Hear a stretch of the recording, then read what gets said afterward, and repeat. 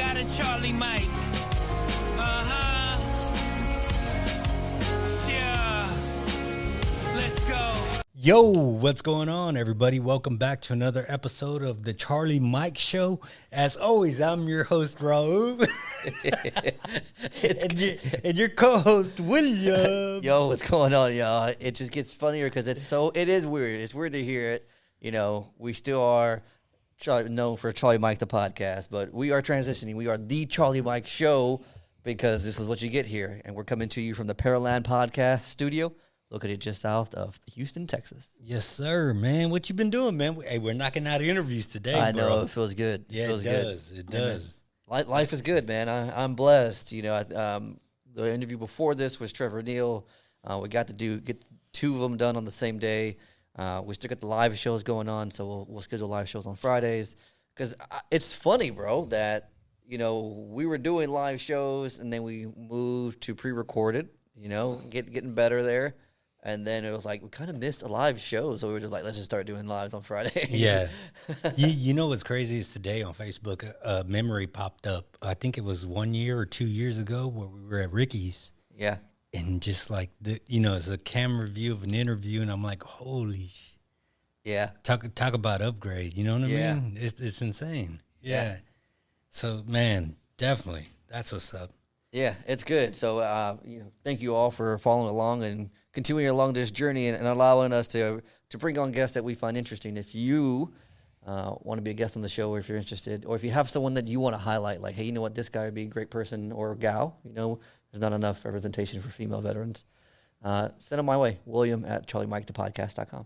Yes, so y'all be sure to do that.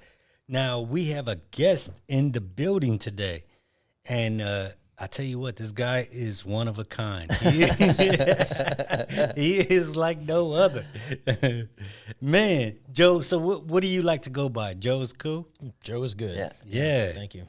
Yeah, man. So Joe actually came way to us. Mr. Joe Murray came from us from a friend of ours, Mr. Matthew Marin, who was also a guest on the show.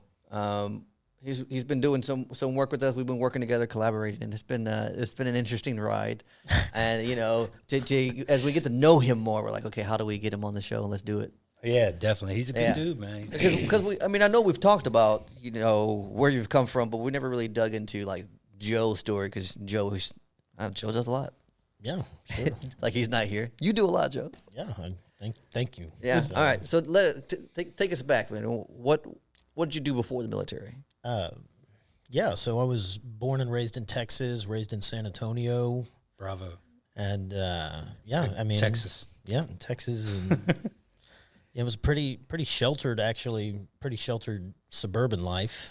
I was a senior in high school when 9/11 happened, ended up joining the Marine Corps, did 2 tours in Iraq, got out, used my GI Bill, and got my undergrad and my master's from Texas A&M, ended up in Houston, Texas, and I worked in the corporate world for a few years. It just wasn't a good fit for me, and definitely not what I wanted to do in the long term. And about the last 5 years, I've been doing a lot of film, a lot of photography, a lot of writing, and advocacy work for veterans and now for first responders.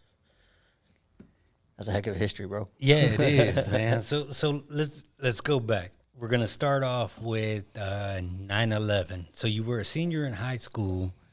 What was that day like for you? What did you see? How did you feel? 'Cause this is San Antonio, right? Yeah, this is San Antonio. I got there in the morning, and everybody was kind of talking about, this plane crash. And at first, everybody kind of thought it was an accident. And we all went to class, and while we were in class, people started, the word started getting around, hey, a second plane hit. This isn't, this isn't an accident. We're under attack. And yeah, that was it. And then we turned the TV on and saw the towers come down, and it was a really, I don't even really know how to describe it. I mean, that's our I think I'm sure, our whole generation, we can all kind of tell where we were when that whole incident happened. I had good grades in high school, A B student, and the expectation was that I was going to go to college. I had already been talking to a Marine Corps recruiter, and that day he happened to be down in the counseling office. I went down there. I was like, I want to leave like as soon as I possibly can. And I within a few days of each other, I turned 18 on June the 5th. So I graduated.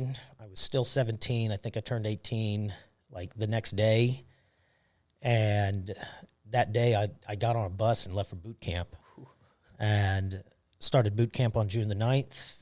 Oh, tell us that story, because I remember you had an issue with your ID, right? Yeah. So because I turned 18, I guess in Texas your driver's license expires on your 18th birthday and you need to go get a new one, or I'm not entirely certain on how that worked, but anyway, it expired on my 18th birthday, and so when we were leaving, they said, all right, IDs, and I pulled my ID out, and they said, your ID expires today. We can't let you go. And so what ended up happening is we ended up just running to the DMV, and they gave me some temporary, explained what was going on. They gave me some temporary paperwork. They ended up letting me go. But yeah. I think I remember that. Yeah. I think it did. I think because it went a different way, right? Yours went vertical, right? Yeah, it yeah. goes vertical. Something if like you're, that, If you're yeah. a minor. Yeah. And then when you become an adult, Yeah. 18, it goes horizontal. Yeah. But yeah, did boot camp at the Marine Corps Recruit Depot in San Diego. Did engineering and demolition school at Camp Lejeune on the East Coast, and then I think I reported in. I actually left Christmas Day, 2002. They sent me back home after engineering and demo school, and I spent about a week at home, and then I actually had to leave on Christmas Day because I had to report in on like the 29th of December, and I had to drive myself and everything I owned from South Central Texas to Camp Pendleton, just north of San Diego, south of LA, and It's a heck of a drive, too. and I've made it repeatedly. I imagine. I imagine. But yeah, I checked in. I checked in a couple days later, and they told me like, don't even unpack your stuff. And so like I got there like December 29th or something like that, and then January 2003. It was either the end of January or the beginning of February. We deployed to the Kuwaiti desert, and when they dropped us off out there, there was nothing. There was nothing. It was just like we had our tents and our sleeping bags and some engineering equipment, and we had to make our shelter. We made the base that was out there. Camp Bedio, I don't even think you can find it on a map anymore. It was just a sand berm and some tents. That was pretty much it. But That was the initial, huh? Yeah. yeah. And then the war started like 6 or 8 weeks later, and so yeah, it was a trip, man. So your whole reason to going into the Marine Corps was because of 9/11, or did you have that already in? I was already talking to a recruiter because I wasn't sure if I wanted to go the college route and maybe do some reserves or something like that. Like we had already been talking. I was already involved, but it wasn't the green light go until like when 9/11 happened. That's when it was like, all right, let's do this right now. When what was your degree in A&M? A&M, I got my undergrad and my master's in geology and geochemistry. Oh, we got a smart one. Freaking nerd. Nerd. Yeah. Nah. What year was that? So I got out of the Marine Corps active duty June of 2006, and then I think in 2007 I started at Texas A&M. Dang. Yeah. Then I think I finished my master's in like December of 2014, something like that.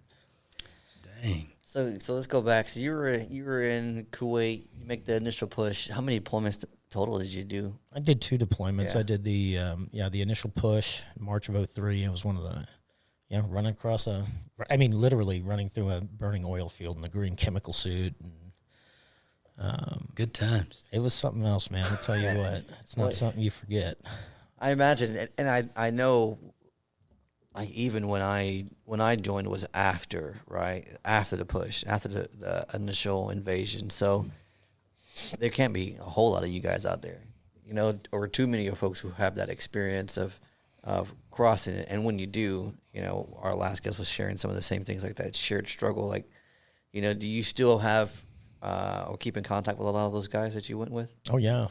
Back in March, my buddy Bobby, who actually I did the push with, Bobby Navowski, he lost his fight March 19th, and we all got together, dude. 17 of us. Dang. One guy was just from the unit. He actually didn't do the push with us, but there were 16 Marines that all invaded Iraq together, and we all met in Pine Bluff, Arkansas for his service. And it was kind of a trip because it was like going backwards in time 20 years. I mean, like the platoon sergeant was still, the squad leader was still there, and the scribe was still the scribe. And it's like we were all talking and acting like we did. Like we were back. We were back in the hooch, man. Like playing cards and dominoes and drinking ourselves unconscious. And It's an awesome experience, isn't it? Like Yeah. just being able to link up, and it's like you say, everything just picks back up. I experienced the same thing about a year ago myself. We had a buddy pass, and like 10 or 11 of us went to Wyoming. yeah, Bro, talk about country. yeah. It was like but it was a beautiful place. Yeah. But it was just so funny to like put us all together again, and we were all the same. Was it so y'all were like even like this one dude we called Nacho? Like as soon as we got back, the jokes started flying again. I mean, it really did. I mean, like it was almost like, I mean, seriously, it like if I had closed my eyes, I would have, and you would ask me where is this memory happening, I would have said we're in a hooch in Diwania or Karbala, or we're back on base, like BSing and playing cards. Like it felt and sounded exactly the same way to me. Exactly, man. It was exactly the same. We had a lot of fun. It was just, we were making fun of each other. Yeah. The same guy, there was a guy, Dwayne, I'm putting you on blast. We were just cracking jokes at him, and it was just that way. It was good, but it did me a lot of good, man. Yeah. And you know what the funny thing is? Our buddy Brown, who passed, you said Nacho. His favorite movie was Nacho Libre. Oh, God. So we had all these masks that we wore at the funerals, the Nacho Libre mask, bro. And on his tombstone, there's a quote from Nacho Libre. Oh my God. Yeah. That's love, bro. Man, That's what love. What's the quote? man, I don't. You don't know? I don't I'm remember. gonna Google I it. had to tell you. I had to ask Billy, what's the quote? Drop it in the comments. Yeah. Yeah. But man, that's amazing. I mean, like you say, it was great times, but for a shitty reason. Yeah, I wish we had started getting together. Like, and we're still getting together. Like, I'm going on a fishing trip with them, a bunch of them in September. We have all 17 of us that showed up at the service. We have a text thread, and it's like I have to silence the notifications because it'll just be going off all day. And so I check it like several times a day because there'll be 25 or 30 just back and forth, and it's the same stuff. And I love it. I mean, like these people, these Marines, they function as my family. So. Yeah, it's crazy because it's the same thing. Yeah. we got a thread. We're going to Colorado this year. Yeah, that's we just it's yeah. Oh yeah. When are we going? we. Oh, we're not going. You're Oh, going. you can come. No, it's okay. You can come. Wow. Wow, You think you know a guy? you think you know a guy? Yeah, man. So tell us. So you got out of the Marine Corps, and you went straight into college. When you getting out of the Marine Corps, was it a struggle for you? If you wanted to put it nicely, you could call it a struggle. Yeah. Yeah, it wasn't. I was pretty fried. After the first tour, did the push. I think that was like a 10 or 11 month tour. I ended up extending while I was out there, but then we went back for 6 or 7 months later, and not even a year later, went back to the beautiful town of Fallujah for Operation Phantom Fury, and so two pretty banging tours back to back. Anyway, I had, I think I was back for maybe a year or something like that, and then, applied for college and left. And so, at this point, I'm only 21 years old. I was a non-commissioned officer in the Marine Corps with 2 tours before I was old enough to drink. That's insane, eh? That's wild. I can't. It doesn't even feel real. But yeah, I mean, so I got out as a sergeant. I'm 21 years old, and I was still very much a Marine sergeant in a combat zone. Going to Texas A&M University. That's the movie you should make right there. And it did not go well. Fuck Rudy. Let's make that movie. Yeah. Yeah, it's not going to be a feel-good, bro. Yeah. that doesn't have a great ending with everybody cheering. It does. It does. You're not at the college. It yeah. doesn't. Oh yeah. They're like, "Get I believe out." that. Yeah.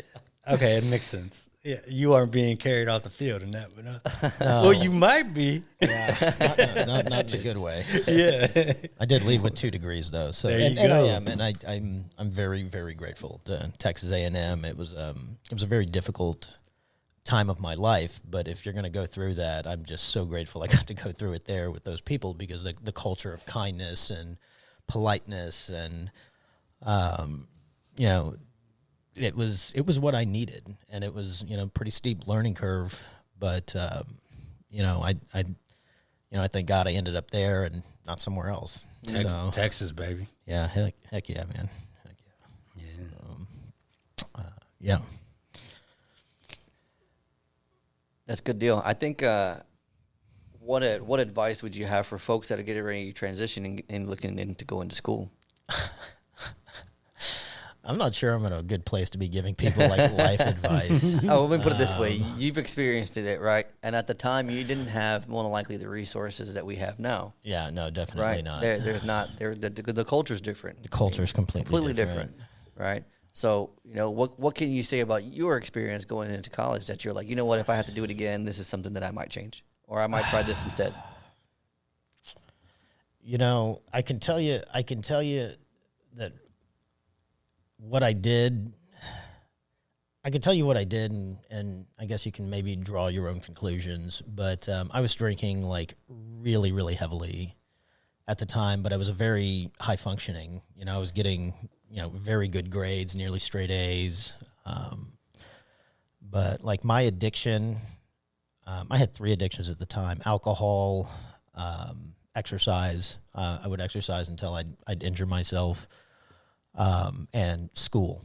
And I mean, like it was to the point that it was unhealthy, like even, 6 days a week, but, then I'd go home and, chug a bottle of wine before bed every night. I was having 7 to 10 bottles of wine a week. Jeez. For more than 10 years. But I was able to justify it by saying, like, look how good my grades are, though. Like, people were trying to tell me, and people were straight up telling me, like, hey, something's definitely not right. And I was like, shut up and look at the results. Yeah, I'm fit. I've got good grades. I'm jacked. I've got good grades. Whatever. But the thing I tell, whether you're talking about coming out of the military or being on first responder or something like that. One thing, if I could go back, because all the warning signs were there, I just didn't recognize them. And even if I had recognized them, I wouldn't have known what to do with them.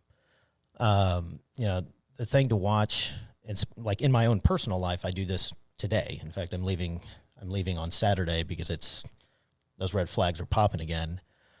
first thing that's going to go is your sleep. And so, it's a really miserable feeling when your mind is just going.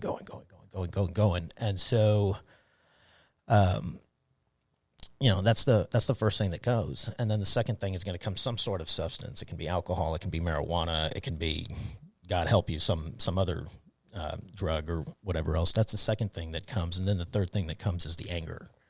And, working on this project that you and me are that we're working on here, I mean, for the first time in years, I'm like regularly having really bad nightmares. And like, I used to, like, it's been years since it's been bad. Fortunately I'm not drinking again, but the urges are there. And so now it's like, okay, that's, I'm at stage 2. I'm coming up on stage 2. It's time for me to take a step back. And that's why I'm leaving. I'm like, hey, I have to put this down and step away from it. And so what I tell anybody is like, kind of monitor, if you're coming out of the military or you're making any transition or whatever else, monitor those 3 things. And like, if you're like having anger issues, it's time to get help like right now, like right now, because that is the pain, that is the suffering and the frustration that is just coming out of your body. And who catches that? It's our family. It's our friends and our family. That's who ends up catching that pain and that suffering that's going on inside. And it's not because there's something wrong with them. It's just because they're the ones that are closest to us. And they're the ones, that pain and that suffering, it stores up and it builds inside of you. And then it's just, I call it the lightning rod effect. Your kid spills a soda and you just go, ape shit. Yeah, just ape shit. Or, that's the pain coming out. Mm-hmm. And so if these things are happening, don't keep doing what you're doing. I don't know what the answer is for me all the time. I definitely don't know what the answer is for you, but it's time to do something. And so I don't, a great place to start is with a mental health expert, and just like, you go get your car tuned up, like call somebody and just talk it out. Just be like, hey, this is what's going on, and just get an outside opinion, because what's a real bummer about these kinds of psychological issues is you can't see them getting worse because you can't like see yourself. And so, something like maybe isn't going well, but like there's no mirror for your consciousness. You can't like turn and look at it and go, man, I look different today. Like, and so these things, they just kind of creep and get worse and worse and worse. And, having someone to talk to can at least help you recognize where you're at. And so I think that's a good, a great place to start. If you're hearing noise under the hood, pop the hood. Yeah. You don't have to necessarily go crazy, but like, with whatever, but don't wait. Like, you start seeing these red flags, it's time to do something. Yeah. Do something. Right. I don't know what it is, but I said do something. Don't drink or do drugs. Don't do that something. Do something else. Yeah. It's crazy that you talk about,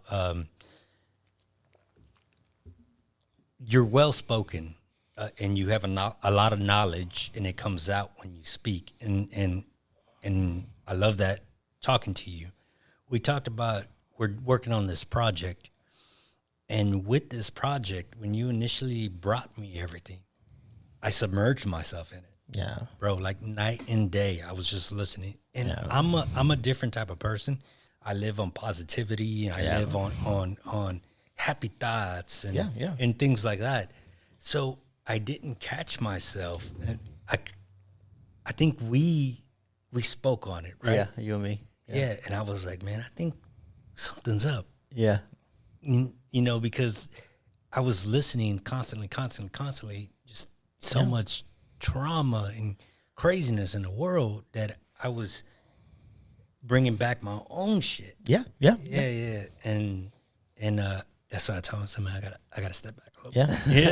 bit. Dude, you know what I've learned on this journey, especially these last 5 years? I have this like mantra, and it's the quality of your life depends on the quality of your thoughts. Oh man. Yeah. That is it. And so I think like when I kind of look at the times when I was struggling with the most like crippling depression and the most anxiety and just blah, blah, blah, blah, blah, that inner dialogue was just an absolute nightmare. just negativity. And, you know, while that's happening is your body's releasing stress hormones, and you're also reinforcing these patterns of thinking and, you know, getting into neuroplasticity and all of that other stuff. But what I think got me out of all of that was I looked at it like, okay, this is basically like a bad way. I just have bad protocols. I have a bad way of thinking, and I need to adjust that. And so really just focusing on improving that dialogue is just absolutely, that's what I do. That's what I focus on. When I'm depressed or I'm anxiety, like, okay, what am I thinking? Because you can't be thinking about horrible stuff and be happy at the same time, or at least it's really, really hard to do that. Yeah.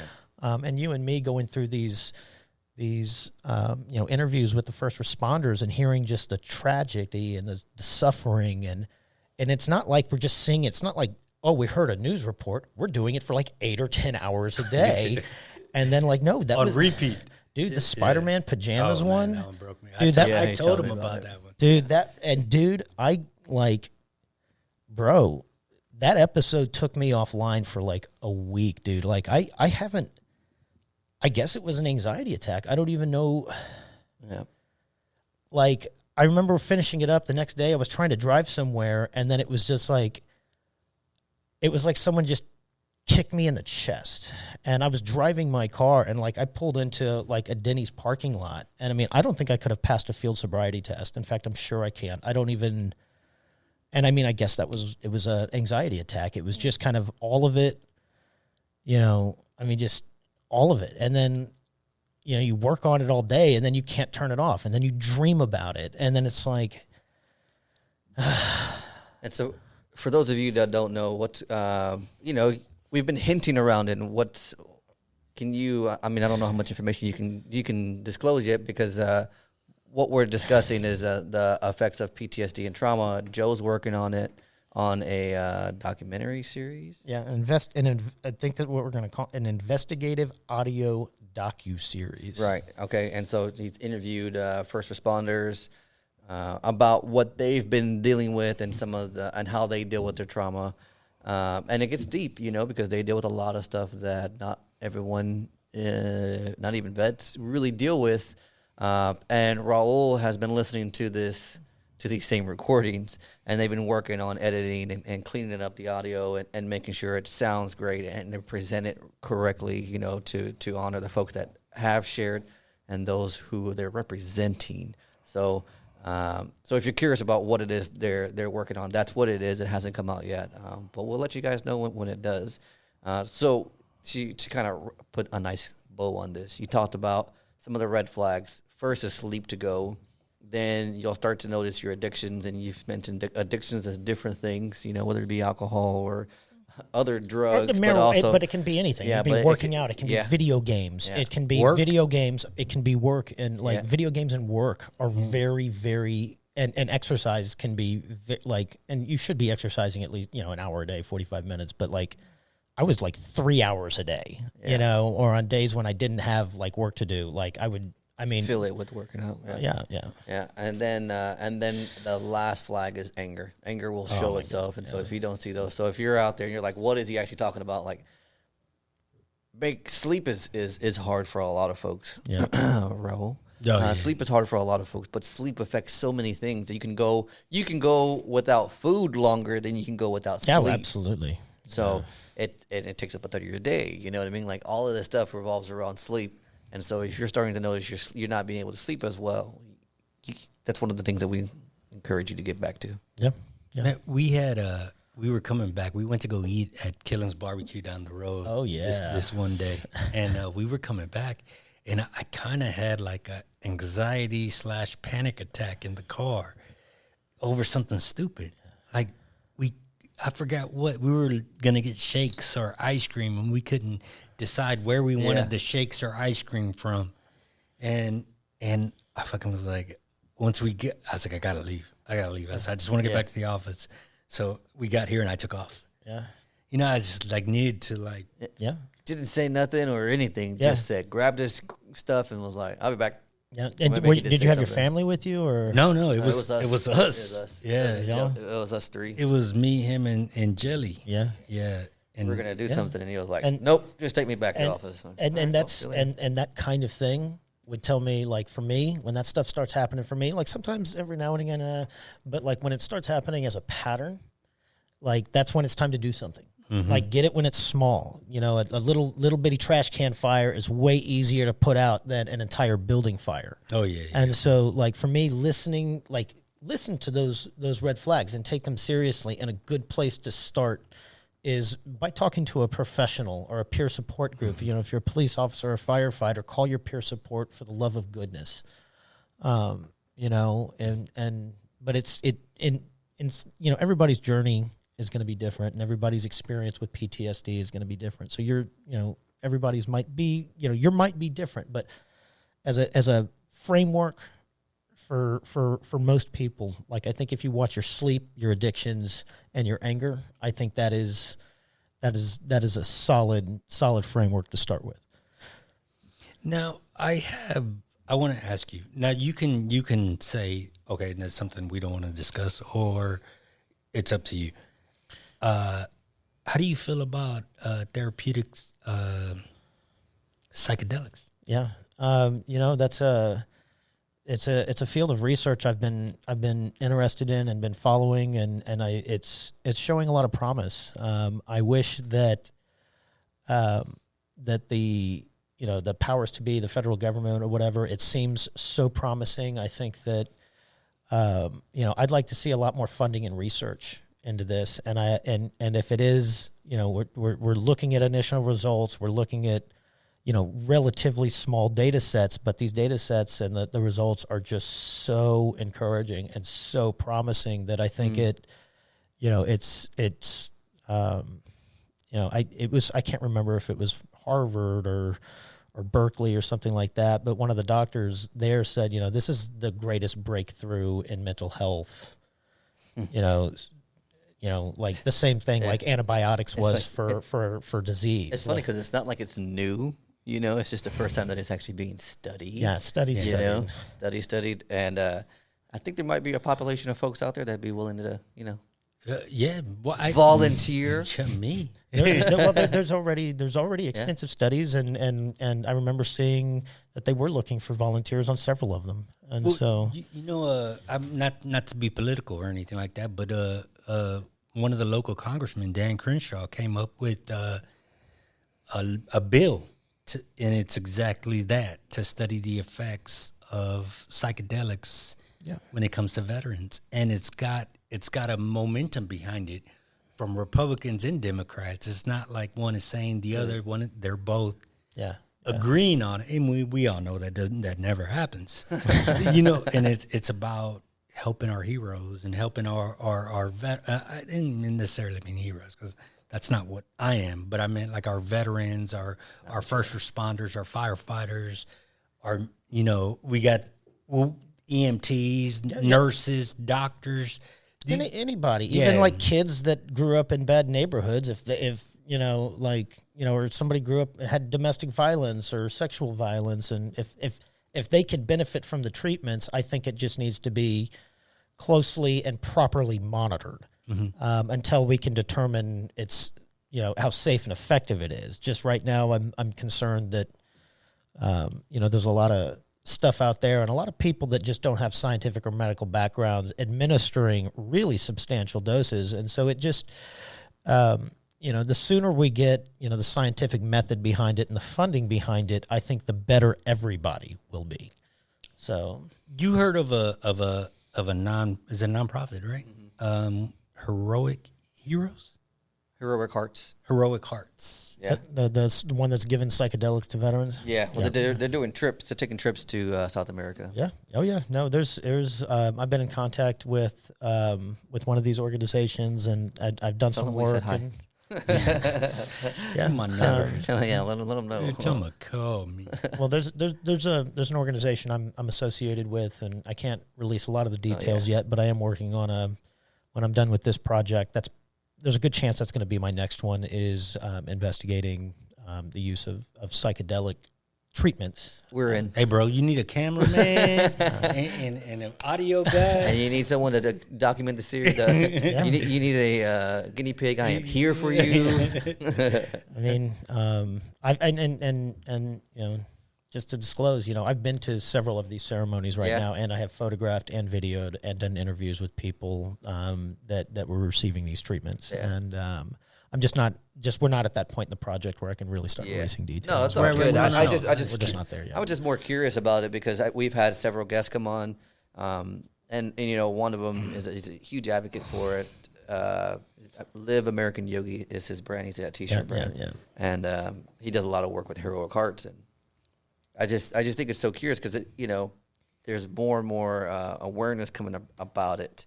And I see a lot more focus for vets on that. And I researched the crap out of it, man, because it's something that interests me. You know, anything to better my mind and better me as a person. And especially if it helps me, I know it'll help others. Yeah. And if we find, okay, let me say it like this. Like everyone I spoke to, I haven't heard a bad thing about it. Right. I've heard it all helping the individual on what they were trying to do in you know, we need to be, you know, as you know, I consider myself a scientist with a scientific background in training and research. We need to be careful with very small data sets, and with we need to be careful with if we haven't taken proper measurements and done proper recordings, we need to be careful. Just like, oh, I spoke with this one person and it worked great. I'm not, as a scientist, I want a lot more rigorous data control. Okay. But it's promising. It's you know, we'll have to talk about it some more. It's a very cool. it's a fascinating and promising thing. I'm kind of tripping over my words here. What are some other ways, and besides the psychedelics, that you have seen has helped folks with some of this more severe traumatic stress? Man, I'm just not really sure anything works better than hard work in the sun, doing something with your hands, doing something outdoors, doing something with animals. I think the most unhealthy thing anybody with trauma, or actually probably just anybody ever, being idle and being inactive, I think is profoundly unhealthy. It doesn't even matter. Like if podcasting and production, that's going to be your thing, fine. If it's working at the animal shelter or volunteering at hospice, or, you know, for instance, me, I'm going to work at a farm in Montana, and, you know, 8-10 hours a day, I'll be outside working with my hands, and I get to, you know, be in a beautiful environment with wonderful people, and I get to see the fruit of my labor, in many cases, literally. And I think that's a big thing. It doesn't matter what your thing is. It can be photography. It could be film. Give yourself to your grandchildren. Do peer support with, you know, your last apartment. It doesn't matter what it is, but it has to be something. And I think if you're physically able, I think being outside and in a place where it's possible, it's just not possible here in Houston during the summer. No. And that's why I'm going to Montana on Saturday, because I need it. Like, I need the outdoors. I need the fresh air. I need the sunlight, like the sun in my face. Like, I need it. You know, Raul and I have been kind of going back and forth with this whole, you know, warrior in a garden better than, you know, rather than gardener in a war, right? And say it one more time. So it's better to be a warrior in a garden than to be a gardener in a war. That's right. Right. Ancient Chinese proverb. So say, what I think we were going with is, like, a lot of the veterans, we don't realize that we were that warrior, right? Yeah. Now there's many things, many ways for us. We got to learn to be the gardener. That's right. Right. That's so, beautiful. Yeah, man. it's great to be that. Right. Got it. We're all warriors, but we learned to be that. Yeah. Right. We trained to do that. Now it's on us to train to be gardeners. Yeah. Right. Working with our hands. That's right. Seeing the fruits of our labor, like putting in the time, making the progress. I think that's something that we can definitely hit on more. It's like, how do we learn to do that? Yeah. Right. How do we learn to garden? I Got mean, it. War. Got it. You know, I see so many veterans, and they go out, like, a lot of the veterans I see will make knives or get into, like, producing leather goods. And it's not necessarily they're trying to go out and build a gigantic business, but it's something. I'm telling you, it's not something we're taught, but like learning a craft and then mastering it is just one of those great rewards of being alive. And so it doesn't matter what it is, but just seeing that you can do it and improve it and master it. And this is the same thing. I'm sure if you look back 6 months to when you started this, like you're growing, you're mastering this production thing. This is how you're getting to express your intellect and your creative ability. You know, it can be something like this. You don't have to go out and paint the Mona Lisa or, carve the statue of David, but it has to be something, and you have to be able to look at it and go, I did that. And, it can be like, I helped raise my grandchildren. I contributed to my church. I made life. I provided company and compassion to a dying person. That will not only fill up your needs, it will overflow your cup. But it has to be something. And it can't be like, I have this horrible job that I hate. I do 8 hours a day and that's it. That's not why we are here. Yeah. That is not living. That is trading your life for a little bit of money. And so another big thing, another really big one, especially for me, if you're early in your journey, you got to be very particular about the people you surround yourself with. If you're surrounding yourself with negative and angry people, like you are the sum of the people you spend the most time with. And so if you're surrounding yourself with like mean people, you're going to be mean. Angry people, you're going to be angry. Negative people, you're going to be negative. And so at the beginning of my journey, like I think it was made possible by taking a step back from certain relationships and just being like, all right, peace. Some of those relationships I came back to, and I'm very happy because I'm a healthier person. They're a healthier person. We have clear understanding about boundaries, and some people I just removed from my life completely.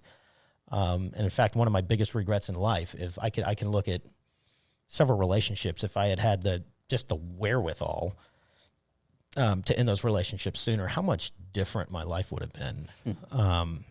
Because it was just like, okay, well, there was decades of suffering that just produced not nothing good. Nothing at all. Yeah, at least not a whole lot of anything good. Yeah. Like it wasn't worth, the good times definitely weren't worth the bad times. Definitely not. Not that there were never good times. I felt all that. Yeah, man. You did? Yeah. I completely understand. Yeah, that was, yeah, wow. Yeah, it's dude, I mean, for me, I don't think if the healing I was able to do because I stepped back from some of those relationships. I don't think I would be here right now. Like the journey to my healing, I mean, if you had met me 5 years ago, you'd been like, oh, this brother here needs to go check into the VA, like straight up. Mm-hmm. Like that's where I was at 5 years ago. Like this brother here is going to end up another statistic. And I almost did. But ending those relationships and taking a step back and getting away from it, the only thing that was left was me and my problems. And those I could address. Right. Like, exactly. I mean, I didn't really start going to get counseling until 2017, 2018. And I remember, I ended up in counseling for the war PTSD. And the counselor at one point was like, how was your weekend? And I told her, and she was like, wait, what? And I was like, what? And she's like, wait, that needs to be addressed right now. And anyway, what she ultimately told me, she's like, I don't recommend this for everybody. In fact, I recommend it for almost nobody. But she said, put it this way. The best surgeon in the world can't save a patient if someone keeps running back into the room and stabbing them. Like, we need to stop the trauma. Like this, what's happening here in this relationship with you is in both directions is like, we need to stop that first. Then we're going to be able to start healing. And so it's hard to have a happy, healthy mind if you have unhealthy relationships. And so, so anyway, that was a long way around about choosing your relationships very, very carefully. Yeah.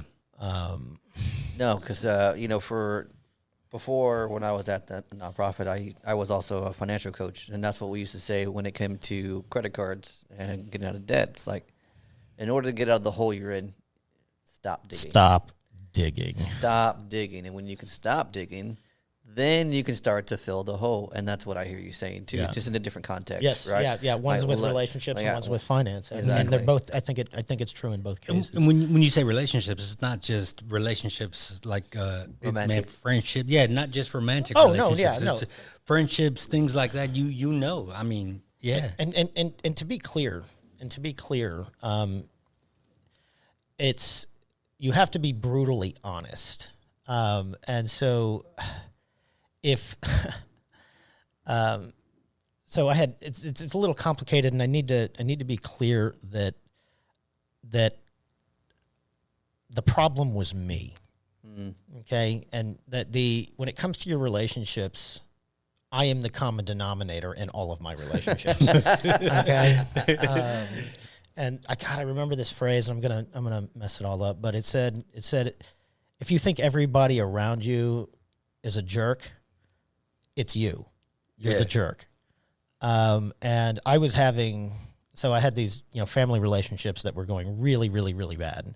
But then I also had like my business and romantic and personal and friendships, and those were also going really, really bad. And I was the problem in those relationships. And I was in the problem in the other relationship because my doctor was like, you're choosing to be around these people. Like, that, Right. like, we're not talking about an isolated incident here. We're talking about a pattern of behavior that has lasted for decades. They're probably not going to change. It's time to at least take a step back.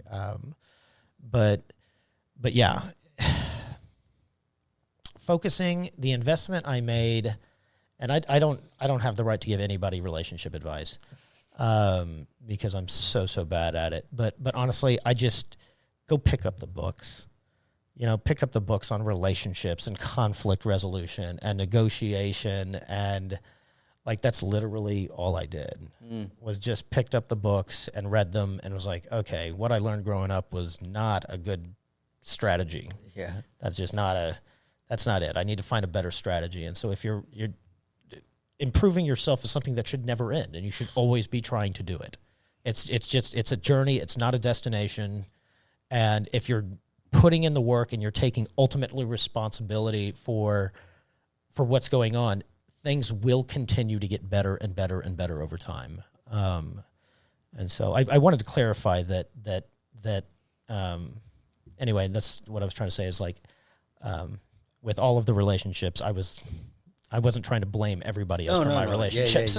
Yeah. No, we understood. No.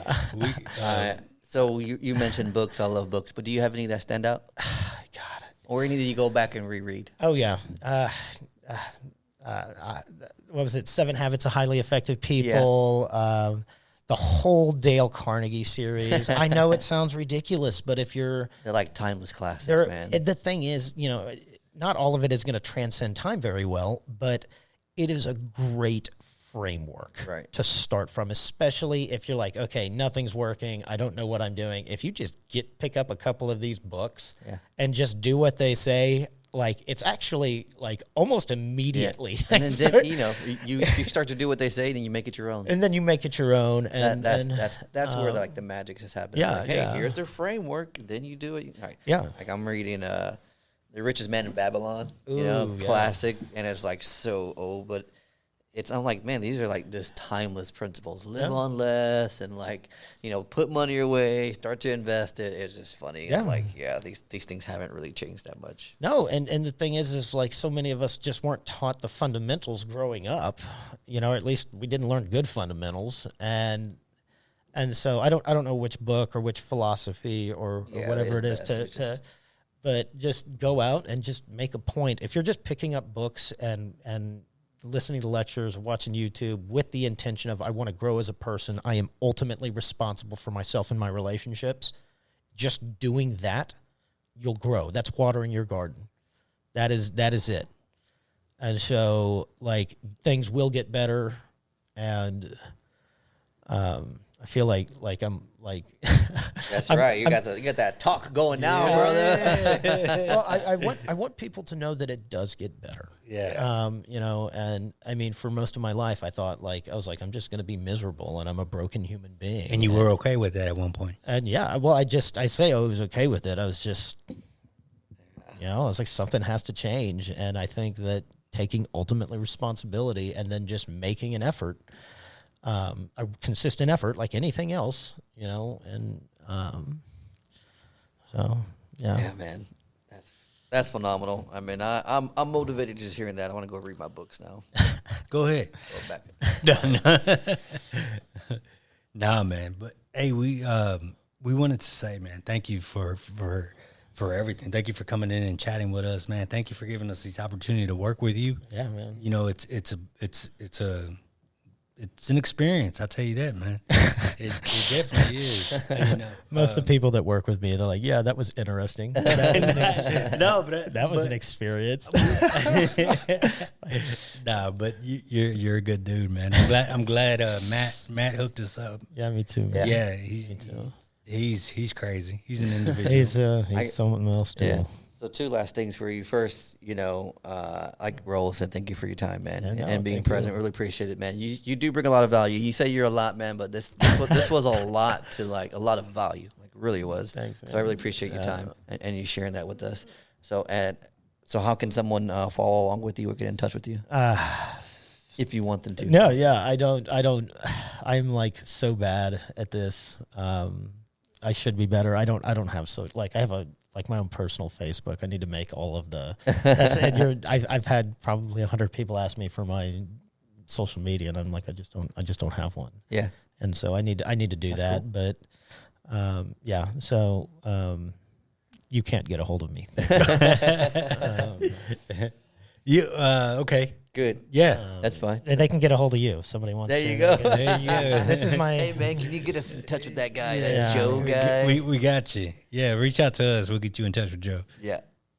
And then my last question is Charlie Mike means continue mission, right? What does that term Charlie Mike mean to you? Yeah, it means. It means carry on. It means keep going. And you know, one thing I didn't really get to cover. We talked a little bit about my project, but this is what I want our new mission to be as veterans. You know, guys like you, guys like us, you know, we came back and we got resources, we got support, we got the VA, we got respect, we got all of this stuff, you know, we got pensions. And the only reason we got that was because the Vietnam vets made sure we got it. You know, they fought two wars. They fought the war overseas, and then they fought the war at home to make sure that what happened to them didn't happen to us. And, you know, the way I'm going to continue the mission, and I hope y'all join me, I invite all veterans to join me, is, you know, we got what we got because of the Vietnam vets, but there's another group of people that serve our country, and that's our first responders. And we're losing more of them to suicide and to PTSD than are actually being killed in the line of duty. It's a horrible, horrible problem. And so what I'm hoping for us, you know, the way we're going to carry on the mission is we're going to bring them the support and the respect and the resources that we got. That's what I want. That's how I want us to. That's how I'm going to continue this mission, and I hope that y'all consider joining me. That's a heck of a call to action right there. Yeah. And it's true. So, you know, what Joe's talking about is that we've had multiple Vietnam veterans on here, and they say, you know, when they got spit on the face, they were like, this is not going to happen, right? This is not going to happen to the next generation. And so when 9/11 happened, they all banded together and made sure that we have the life that we do now. What we didn't know, and of course, I'm sure not a lot of folks don't know, is there's not something like that for first responders. Because there's a lot of reasons why, but there's not something like that, and especially not just because of COVID, but because of all the trauma that they've seen, and you know, the war against cops, and you know, the bad name that they get, and it's just like they're suffering. They are suffering, and a lot of times it's in silence. And the people that they'll reach out to the most is probably their own people, and we need to show them that it's more like a little more gratification, I guess. Yeah. Thanks, guys. I'm grateful. So, Man, we appreciate you, man, and we're excited to share this upcoming project, man. Thank you for being here. Like William said, William, you got something? Oh, yeah. I know we've talked a lot about trauma and everything that's going on. So if you're in crisis, the number is 988. If you're a military veteran, you press 1. You can call it. You can text it. You can start it online. You can go online if you're interested. You can start an online chat with them, too. There's many, many ways for folks out there. If you're dealing with trauma, if you want more resources, you can do that, too. You can go to that website or that text it, man. I know it's, man, 24 hours a day, 7 days a week. And if you've never called or dialed it, and you're like, share it. That's the biggest thing we can do is bring more awareness to that. That's right. And as always, all of this is ran by Charlie Mike Military Apparel because of what that does. It allows us to do what we do here. So if you like what we wear, if you like the shirts that we do, if you like the message, these shirts keep you going. It's CharlieMikeMilitaryApparel.com. That's it, you guys. He said it. So be sure to grab you some merch at CharlieMikeMilitaryApparel.com. Thank you for tuning in. We really appreciate it. Joe, thank you for being here. William, thank you for keep showing up. And hey, we appreciate you guys. As always, you guys be sure to check out my man William on all his social media platforms, IG, TikTok, and Facebook at Mustache Wisdom. If you have a TikTok and you aren't following my man William, shame on you. Be sure to follow him. Mustache Wisdom on TikTok. We're trying to get those numbers up. Appreciate that, brother. As always, you guys, thank you for tuning in. And Charlie Mike